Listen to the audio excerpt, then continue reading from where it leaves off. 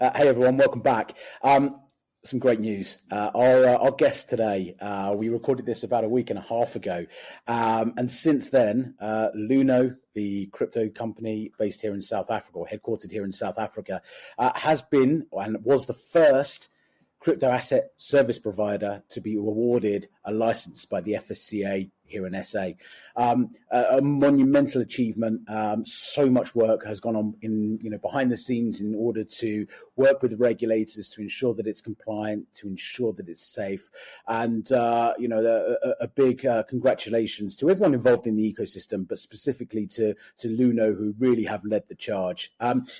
Once again, our show is sponsored by LexisNexis Risk Solutions, LNRS, and as part of their offering, they do a lot of work in compliance and AML, and working with various different companies across the whole ecosystem to ensure that they are compliant and to ensure that they are satisfying the needs of the regulators, and most importantly, protecting consumers and businesses alike. So big thank you to LexisNexis. Please enjoy this episode. We're here with Christo, who's the country manager for Luno in South Africa. Thank you. Hey everyone, welcome back to Talking Success. Joined today by someone I've tried to get on the show for ages, since I met him like 2 or 3 years ago. I'm joined by Christo de Wit, who is the country manager here in South Africa for Luno, who I'm sure needs no sort of introduction as to who Luno is. But before we get started, I just must say, we are not giving any financial advice on this podcast whatsoever. We are not talking about any specific coins. We are not telling you where to put your money. We're not telling you how to get your money out. We're not telling you where to invest or how to invest. We are simply here to talk about the crypto industry, because it's gone through such a change, such a period of change over the last couple of years. And here in South Africa, if you haven't sort of kept up with the news, there is new regulation where we're going to be, the authority is going to be regulating crypto asset service providers, which we'll cover today. But I really wanted to get Christo on to talk about sort of how crypto has been adopted here in South Africa. I want to give this kind of a South African lens today. What are the sort of demographics? What are the trends that Luno is seeing in terms of the types of people who are investing in crypto? What sort of investments are they making? Are they using it as an investment? Are people using it as a store of value? Are people using it as a utility to then facilitate other forms of payments, where it be sort of cross-border, or maybe they're doing e-commerce or in the metaverse? I mean, I genuinely don't know. So I'm looking forward to this. Christo, listen, first of all, thanks so much for joining. I know it's a crazy busy time in your world at the moment. Every time I speak to someone that's involved in crypto, certainly here in South Africa, they're like, listen, I've got like paperwork up to my eyeballs. I might see this. I might see the sun at some point in the next 6 months. So I really appreciate your time. Thank you. For those who perhaps don't know you, I can't imagine there's too many people that don't know Luno, but just in case, you never know. If you can give a quick intro, that'd be amazing. Thanks, Darren. Thanks for having me. Yeah, great to finally have this chat. So maybe I'll start off with Luno. So Luno is a cryptocurrency exchange. We are one of the largest crypto exchanges in South Africa. We are a homegrown crypto exchange founded right here in South Africa in 2013. We were founded as a company called BitX. And we were actually the first exchange enabling South Africans to buy Bitcoin with Rand. Fast forward all these years, we've rebranded as Luno. We are the biggest crypto exchange in the country, according to our customer share and then the amount of customers that we have. The bulk of South Africans that do have crypto, have dabbled in crypto, have done so through Luno. And we pride ourselves in that, enabling South Africans, taking them on this crypto journey. A little bit about myself. So as you said, I'm the country manager for Luno South Africa. What that means, I look after the in-market operations with a clear mandate to grow our operations here in the market. And that also touches on various things, making sure that we engage correctly with our regulators, making sure that our operations are set up in a way that constitutes that growth, and then having conversations with people such as yourself about what Luno is doing in the market. A little bit of my background. So I come from mostly a marketing background. I've spent a few years, around 6 years in Asia, where I worked in various fintech and technology companies. I worked for Rocket Internet for some time, and then I moved over to one of the biggest conglomerates in Thailand, working in a fintech there, in the mobile wallet and cross-border remittances space. And then I decided to make the move back to South Africa to join Luno, and I've been at Luno now going on nearly 2 years. So it's been a great journey so far. Fantastic. I'd love to delve into sort of the early days, and I appreciate you've been at Luno 2 years, but I'm sure you have sort of an idea of kind of the journey of Luno. From a South African consumer perspective, how's the mindset changed? Because 11 years ago, crypto was still like, wow, what is this thing? Is it a scam? Is it just going to be a fly by night and it's going to die a death? So who was, if you could sort of identify the sort of demographics that were investing early on, maybe 11 years ago, and how that's changed over that period of time to where we are today? So I think, rightfully so. And if you think back to 2013, crypto, Bitcoin, all of these things, it was very speculative. It was internet money, so-called. People didn't really know what it was. And then also the ability to buy Bitcoin was not an easy process. It was quite a very difficult, very challenging. And if you were not technically complex or advanced or curious, at least, you wouldn't have had any exposure to this. So that also speaks to the demographic, right? So those are the early adopters that came on, that they wanted to explore, wanted to delve into this new industry, this new internet money, so to speak. And that was reflected in the demographic as well. It also spoke to, people who are very much, the curiosity is driven by, new developments and all of that. Yeah. Where we are now, we've seen a much broader shift in the demographic. We probably get to this a little bit later on in the conversation as well. But if you think about it, there's some of the recent estimates that we've seen in the media. It estimates that around 10 to 12% of South Africans have dabbled into crypto. Now, that's quite a significant amount of people. There's no real factual base for this estimation. There's a few studies here and there, but nothing concrete that we would say that we are fully comfortable with that number. But that's the number that we have and we go with. And I think that then also speaks to how we've moved from the early adopters, which was a very small audience that understood or was curious about Bitcoin, so to speak, not necessarily cryptocurrency as a whole, but Bitcoin specifically, and how we've moved on to now where there's, through all the cycles that the crypto industry has gone through, there's almost this plethora of cryptocurrencies available now. We've seen much wider adoption. And we kind of at that crossroads now where we're about to cross the chasm from the early adopters to the early majority, right? So people are speaking more about it. It's more part of the mainstream conversation. I'm not sure when last time you were in your car and you listened to the early morning shows on the radio, and when they give market updates, Bitcoin and some other cryptocurrencies is now part of that market update. That signifies to us that we are part of that early mass market adoption, where we see people getting more and more interested in it. And that's also supported by the regulation, right? So as there are a lot of conversations going on, a lot of movement in terms of the regulatory space, that also continues to bring the conversation to the forefront, but it also makes the mass majority or the mass market more comfortable with something like cryptocurrency that used to be this novel, almost on the fringe asset class investment or internet money or whatever, was to be labeled back then. Yeah, absolutely. And I think, well, again, we'll probably come to this a bit later on, but the utility behind cryptocurrency, it's no longer just a store of value or an investment vehicle. You can now use this to actually make purchases. I know there's a couple of the retailers here in South Africa now accept cryptocurrency, as a form of tender, right?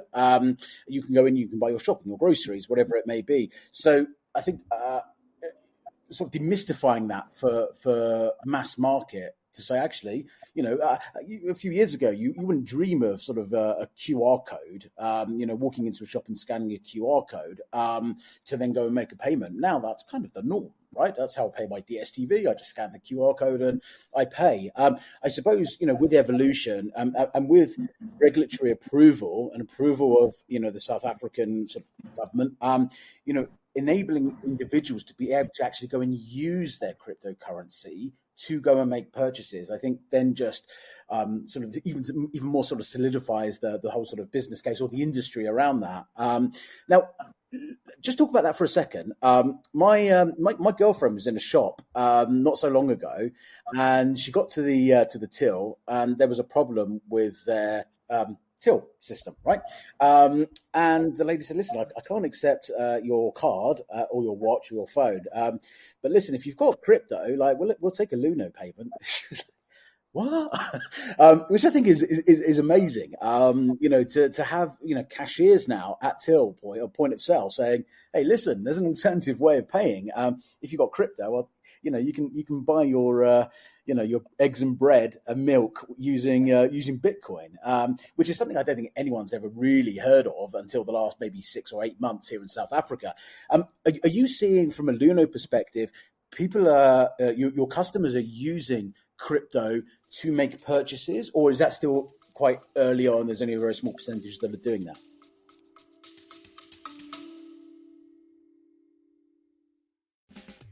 The future of work is constantly shifting. How can HR leaders stay on top of the latest trends to better lead their global workforce to success? Serve Soundbites podcast explores current trends and the hottest topics around global employee relocation and the future of work. We connect with industry experts, HR leaders, and innovative thinkers to share their insights and stories. Find us on Apple Podcasts, Spotify, or wherever you get your business podcasts.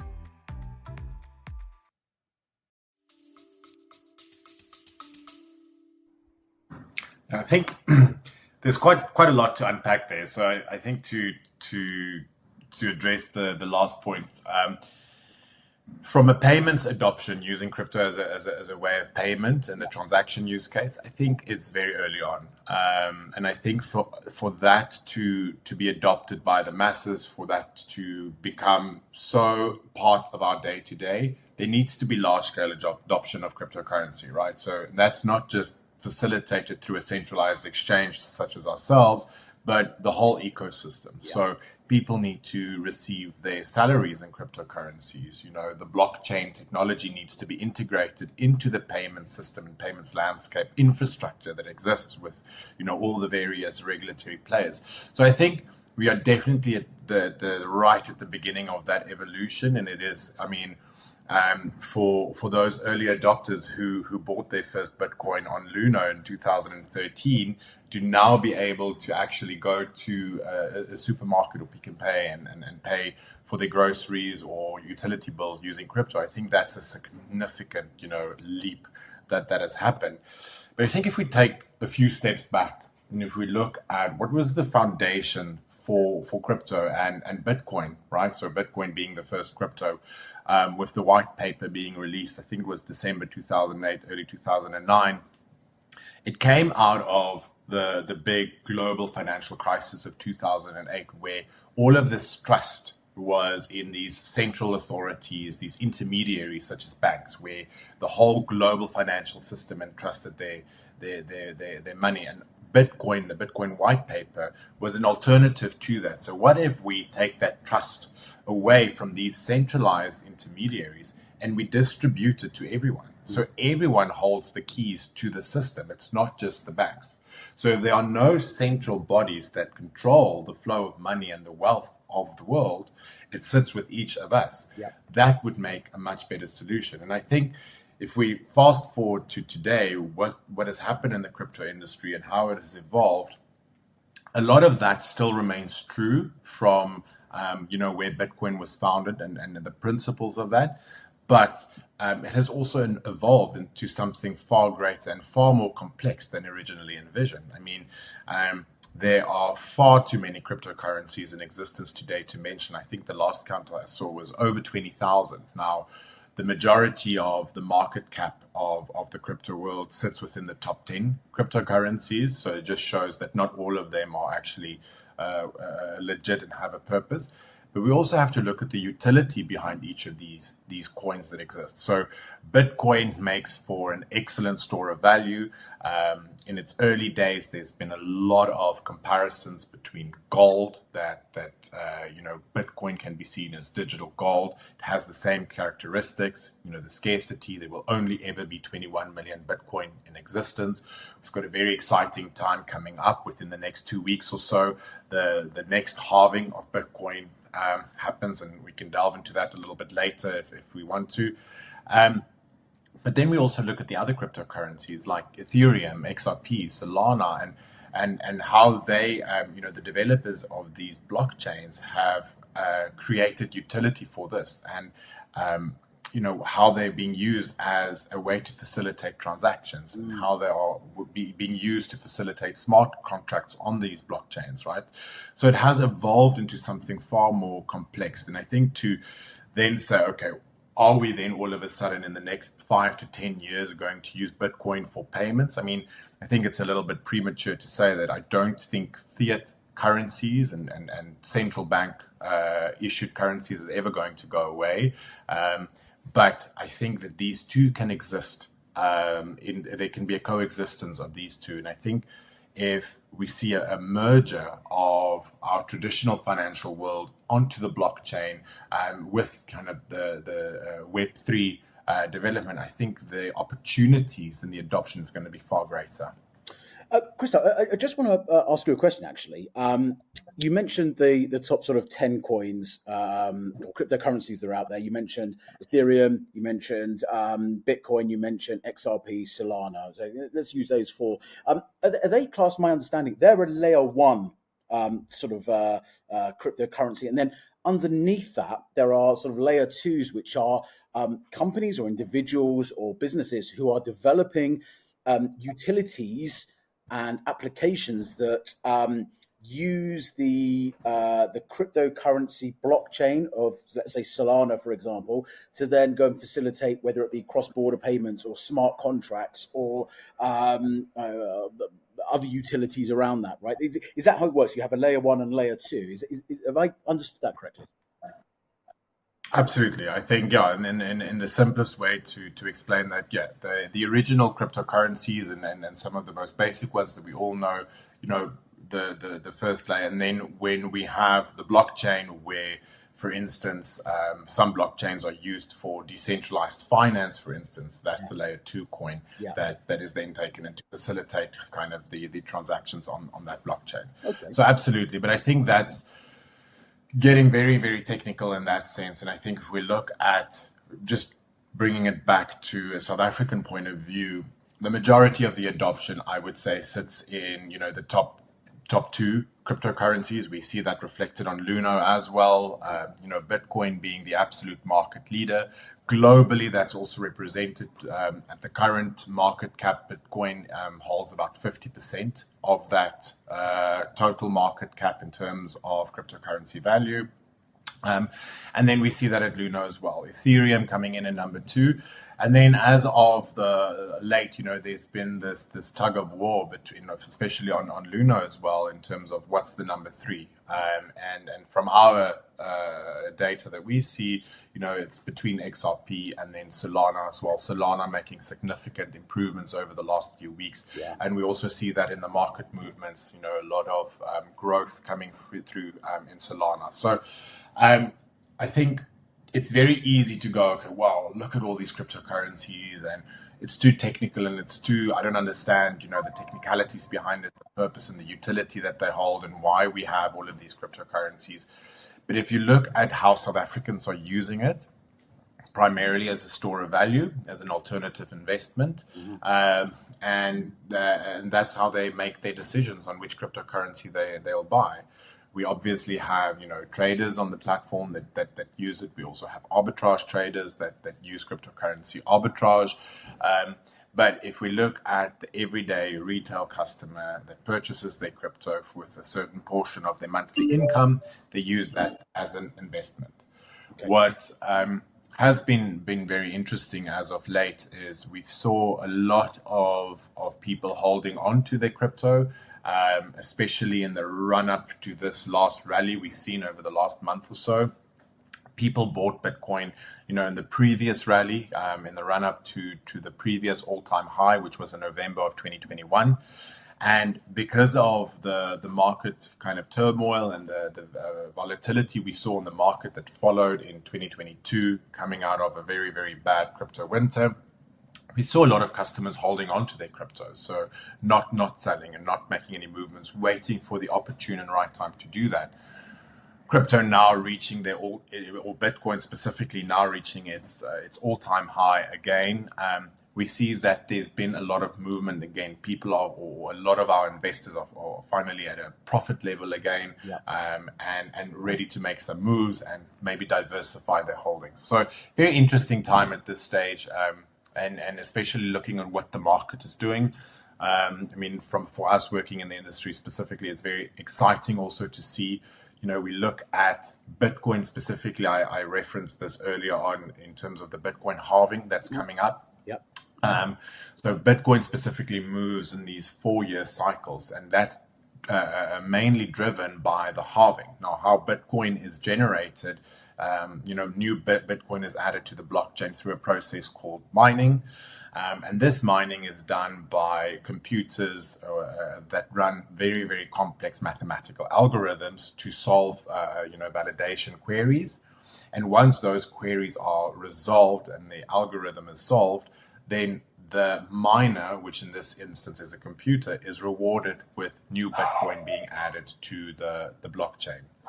Every 4 years, that reward that these miners get is halved. And in the next halving, which I mentioned would probably happen in the next 2 weeks or so, is going to bring the reward down to just over 3 Bitcoin that is going to be added to the blockchain for each reward. That brings in a scarcity problem for Bitcoin. Obviously, less and less Bitcoin being added to the blockchain, and with increased institutional demand and global interest in Bitcoin, you have a supply and demand issue, and that kind of has as a result certain drivers and movements in the market. This has been generally the focus of what makes the Bitcoin market move if we look back at the previous cycles. But what is very interesting, and it's very unprecedented for Bitcoin at this stage, is earlier in this year, in January, we saw that the SEC in the US approved 11 spot Bitcoin ETFs after years of deliberation and rejections, and it finally happened, and these spot Bitcoin ETFs were listed on stock exchanges in the US, which signaled a significant boost of confidence for the Bitcoin world and the crypto world in general, where we now see that there's institutional approval for this asset class.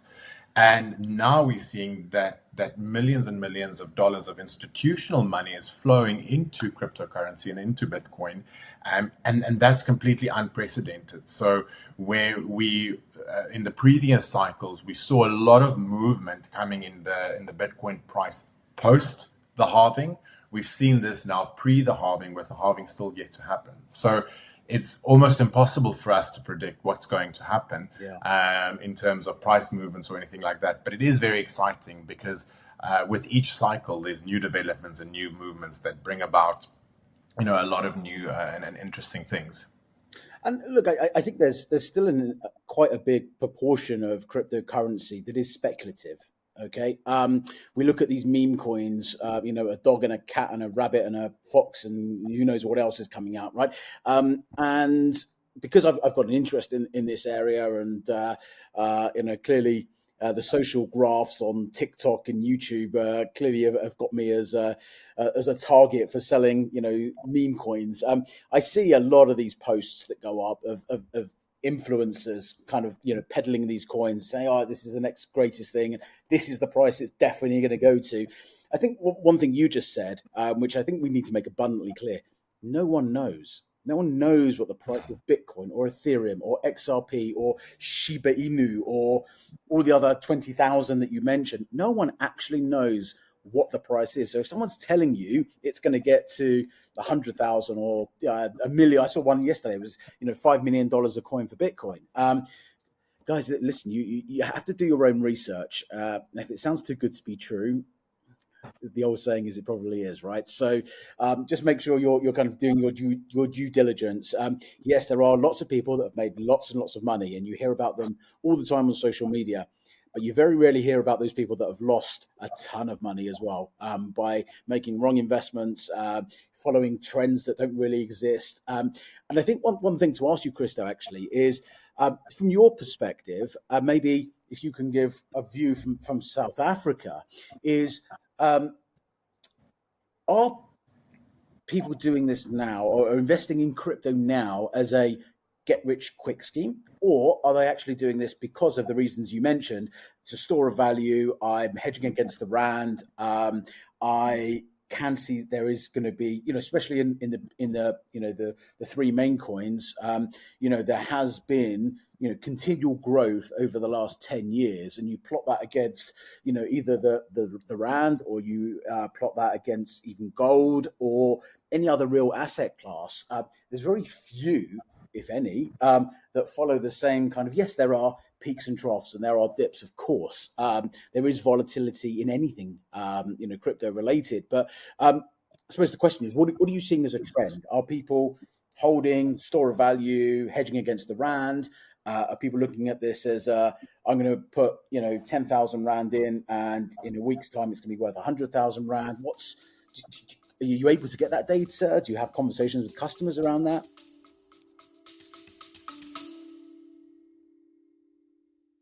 Welcome to Inspiring Computing. This podcast is where computing meets the real world. Inspiring Computing aims to trigger your curiosity by talking to proficient and advanced MATLAB, Python, and Julia users who use these tools to deepen their understanding of the world around them by simulating it, exploring trade-offs, and gaining insights that help their companies add more value. In addition to proficient users, we will be talking to product marketing, toolbox authors, package developers, and library maintainers to see what drives their development and what issues they're solving for others to benefit from. So I think, it's all of the above. We see everything. So we see a lot of customers and a significant movement towards diversifying their investment portfolio. People who allocate a specific amount every month to purchase cryptocurrency. A lot of people have that on repeat buy, where they, every month they purchase the same amount in fiat currency and build up their crypto portfolio.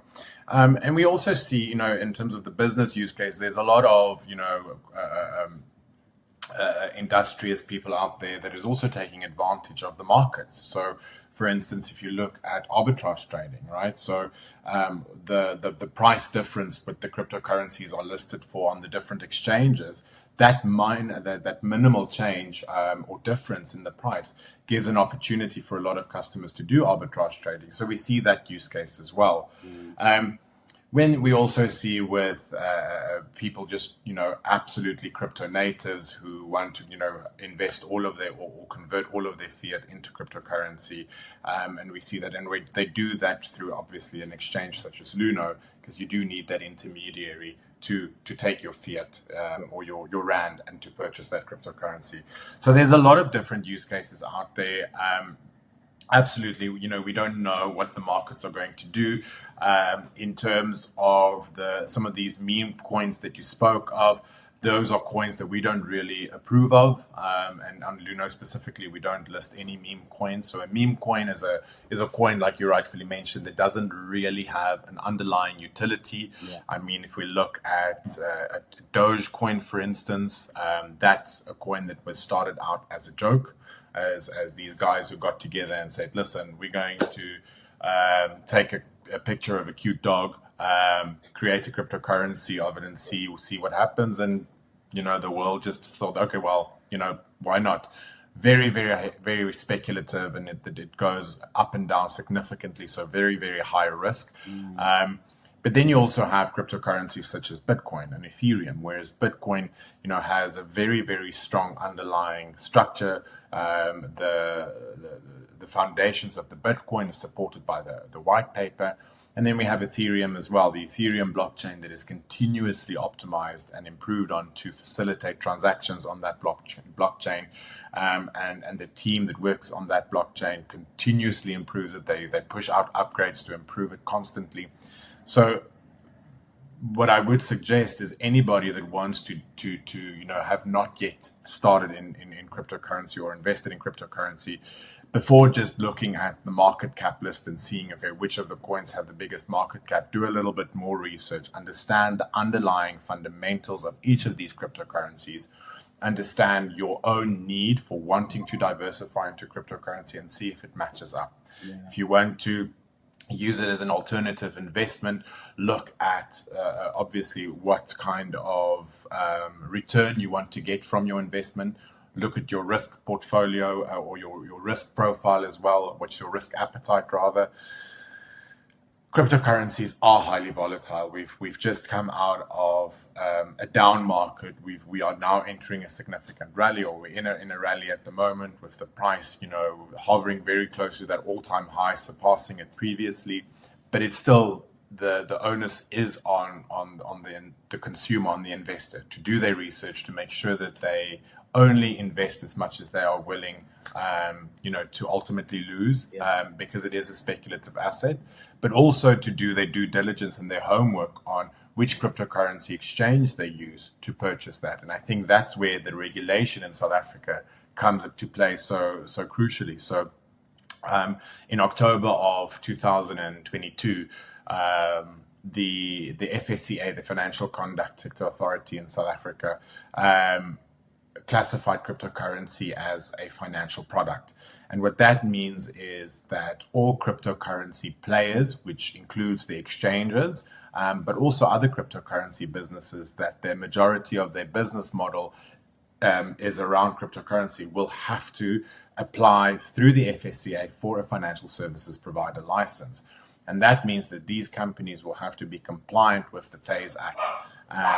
So this is very crucial development in South Africa. And I think what the most significant element to consider here is that consumers now have a framework to validate whether or not a cryptocurrency player is complying with the regulation and a better option to take. I mean, the same with any kind of bank or financial institution. It's very important to make sure that these players follow the regulation, they have all of their compliance checks and balances in place, and that they adhere to the law. And now the cryptocurrency industry in South Africa falls under that regulation as well. So that's also a very important development in terms of consumer protection. Now, obviously, the regulation can't be a fail-safe against the risk that any consumer takes in terms of where they invest and which cryptocurrency they invest, but at least for the player or the company that they invest with, and they give their hard-earned cash to convert into cryptocurrency, that now falls under a regulatory framework. Which I think is vitally important, especially what we saw, last year with FTX.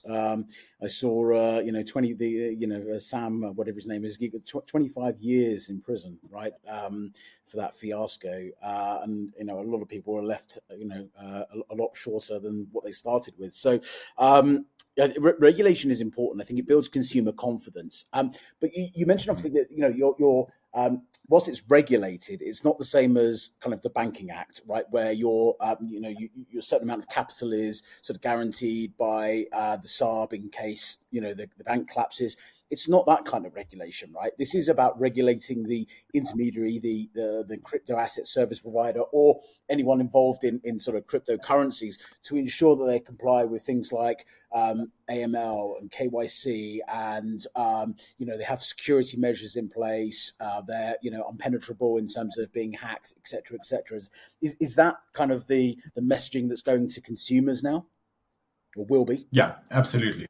So the cryptocurrency industry is regulated by the FASE Act. The FASE Act stands for the Financial Advisory and Intermediary Act. And what that means is that anybody that offers the service or sells cryptocurrency or offers cryptocurrency as part of their core business model will have to comply with the regulations set out. So meaning if you are acting in the capacity of a financial advisor, to make sure that you follow the rules according to how to give that advice, what can you advise your clients on, what kind of due diligence you need to do. If you act as an intermediary service, which most exchanges will fall under, what is then the requirements for that exchange to follow. And there's a few things that needs to happen there, but that we need to consider. I mean, if we look at what that means for a company such as Luno, the key individuals and the representatives of Luno, they need to be financially sound. They need to have the relevant qualifications and work experience. They need to be honest. They need to meet all of those fit and proper requirements. And then also making sure that the company follows all of their compliance checks, making sure that they do their KYC, or know your customer data, making sure that the ID documents and the proof of address and all of those things are checked. Then we've got further steps in terms of AML, anti-money laundering, checks and balances in place, making sure that the cryptocurrency which is being bought on our platform is not being used for money laundering purposes, for terrorist financing. And that's something that we are very, very strict and very compliant on. We've already been very compliant on this since the beginning days. But the regulatory framework just now puts in place a formal process where all industry players needs to comply with. And I think that's very important to note. In terms of, the difference between the Banks Act as well, we've gone at Luno, we've gone a step further to make sure that we give customers that surety that they need, to make sure that the cryptocurrency that they buy on our platform is actually accounted for. And I think you referenced the FTX situations for, the people who are not aware or don't follow the crypto industry that closely. FTX was one of the major global exchanges that, collapsed towards the end of 2022 because of large-scale fraud and corporate mismanagement. And that's basically what happened. Was customers bought crypto on this exchange, and instead of actually purchasing that crypto and safeguarding it, the exchange used it for their own purposes. So there was large-scale fraud involved there. And it's not a cryptocurrency or a crypto industry problem. This is just a lack of corporate governance problem. There weren't those checks and balances in place to make sure that a company of that scale, was checked, right? And I think that's the biggest shortfall that we have with companies or with an industry that falls outside of a regulatory framework. Yeah. And that is what this regulatory framework now tries to prevent. And I think this is where South Africa is for sure way ahead of many other countries in the world in terms of putting that framework in place. Luno, for instance, we are publishing a monthly proof of reserve, which is not required by regulation, but it is a step that we take to make sure that customers feel safe, that their cryptocurrency is actually held and accounted for, and that we can't touch it, right? So that it is completely separated from our corporate funds, the money that we use to run our business, our operations, and every single rand that is being spent on our platform to purchase cryptocurrency, and every cryptocurrency or unit of cryptocurrency that our customers have bought is actually in safe custody and accounted for, and we can't touch it. And that's, independently verified. We do that every month with, Auditor Moore Johannesburg. And it's something that we pride ourselves in, that, we've gone this extra step that is not required. There's no need for us to really do this, but we feel that it's important to give customers that surety, so that if there's ever another major industry scandal, Luno can stand back and say, listen, we've done what we could to make sure that our customers' funds are accounted for and safe, and that we are verified that it is kept safe. And do you see a point in the not so distant future? Maybe it happens now. I don't know, but the independent financial advisors who usually have some, whether they're independent or not, I don't know. That's a grey area. But that they have a list of sort of portfolios, whether it be stocks and shares or ETFs or whatever it may be. Do you see a point where these IFAs will start to say, listen, this is your risk profile. Maybe you kind of got a low risk tolerance. Maybe 2% or 3% of your portfolio should be made up of crypto. Do you see that? I mean, is that happening now, or do you see that happening in the future? I think we're already kind of nearing that, and in the very near future, we've already spoken to a lot of asset and wealth managers where they would advise that crypto form part of a regular investment portfolio, and where many people would advocate for allocating around 5% of their investment portfolio to something like crypto. And that can obviously change how the market matures and how the industry matures as well.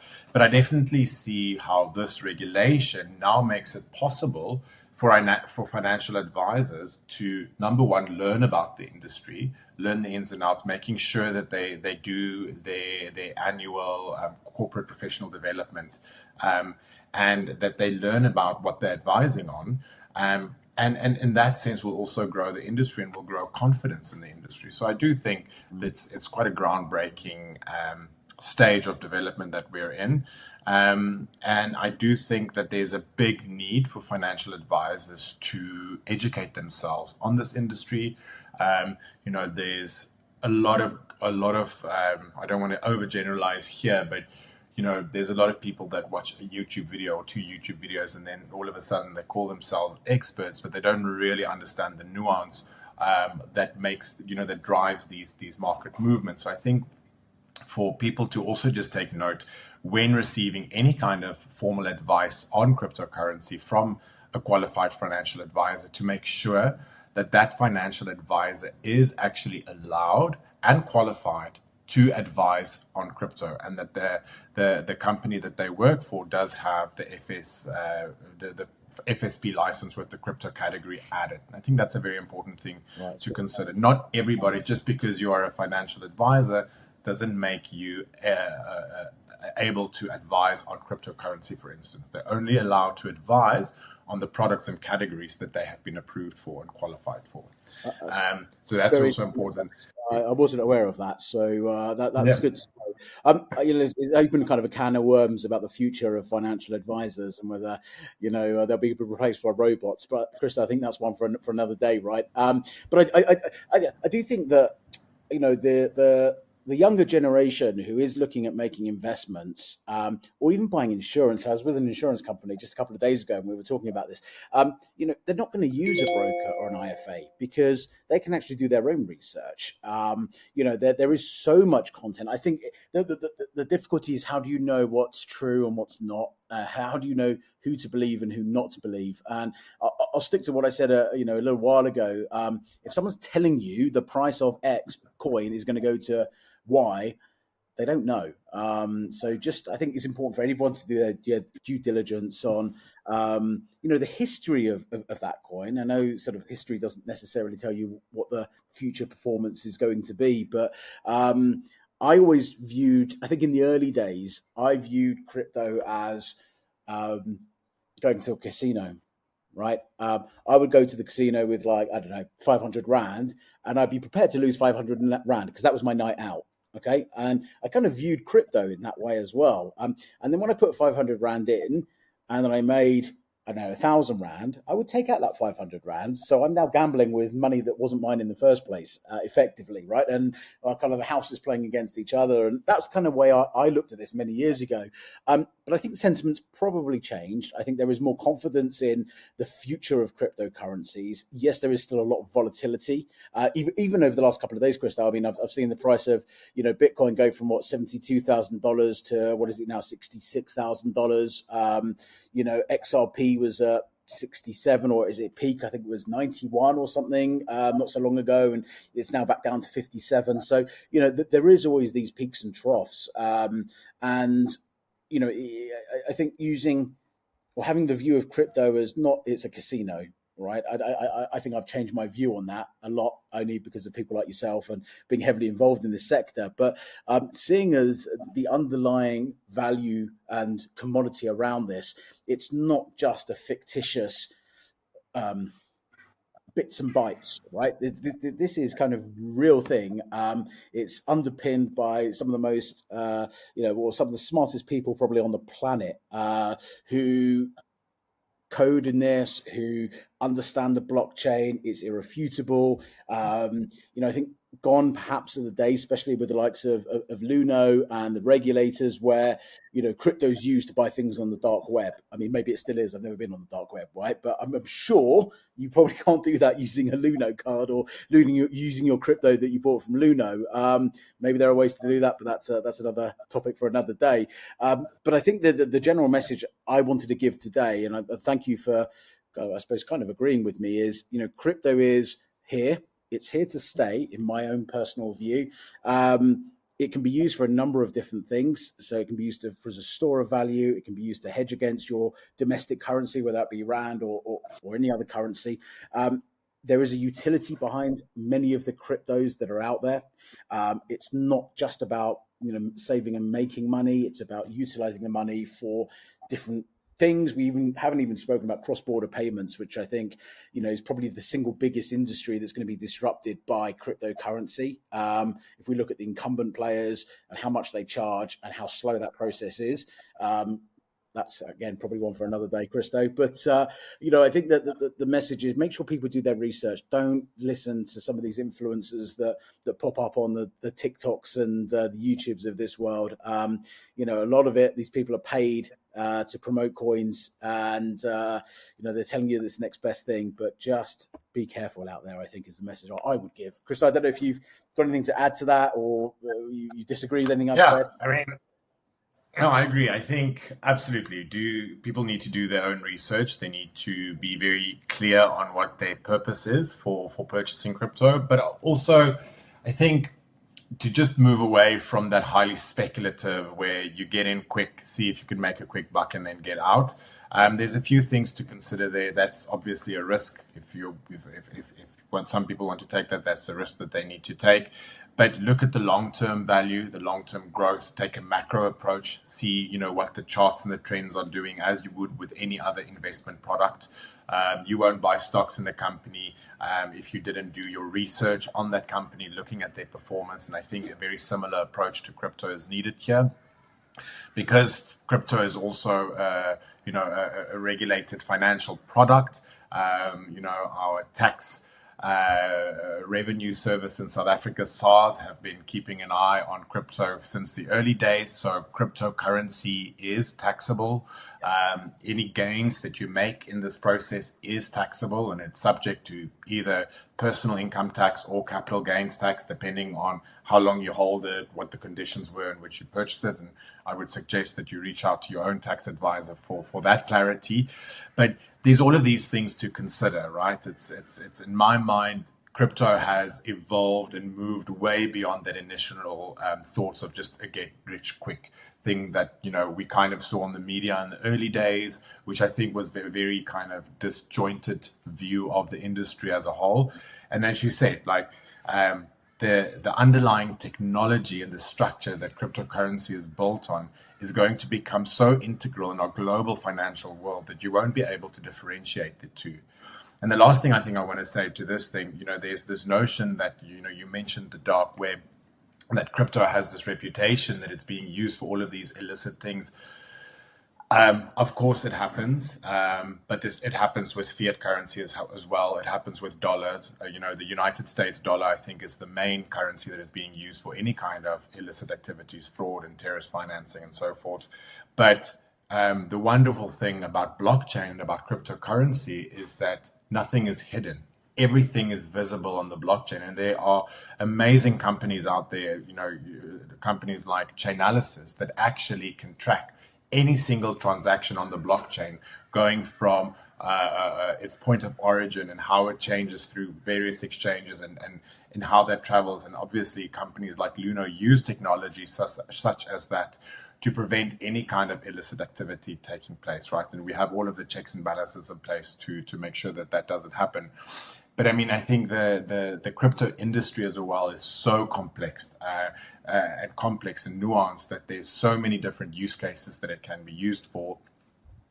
It's very, very much ahead of any other financial kind of innovation we have at the moment.